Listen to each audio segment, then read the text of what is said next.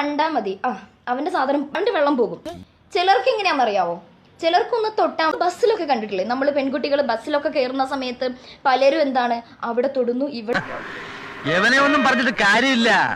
തറവാട്ട് മഹിമ എന്ന് പറഞ്ഞ സാധനമുണ്ട്, അതൊന്നും ഇവന്റെ പടിവാളന്റെ 5 അയലോത്ര പോയി. ഇവിടെ ഇങ്ങനെ മുട്ടി നോക്കുന്നു, ഉരസി നോക്കുന്നു, നമ്മുടെ ബാക്കിൽ അവരുടെ മുന്നു കൊണ്ടൊന്നും തട്ടിക്കും. ഇതൊക്കെ എന്താണ്?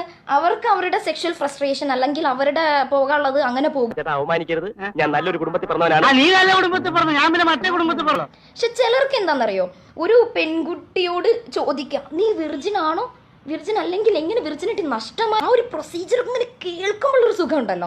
ചിലർക്ക് അത് മതി വെള്ളം പോകും. അപ്പോ ഇത്തരക്കാരോട് പറയാനുള്ളത്, ഇച്ചിരി ലേശം ഒരു 0.1% ഉളുപ്പ് കേട്ടിട്ടുണ്ടോ? ഉളുപ്പ് കാണിച്ചു. അതൊക്കെ ഗോപാലകൃഷ്ണൻ ഒരു നമ്പർ അല്ലേ? ഇത് എന്റെ ഒരു നമ്പറാ. കളിക്കുന്നത് അതിൽ വേണ്ട. എന്ത് പൂക്കളാണ് നിങ്ങൾ, എന്താണ് നിങ്ങളൊക്കെ ഉദ്ദേശിക്കുന്നത് നമുക്ക് മനസ്സിലാവുന്നില്ല.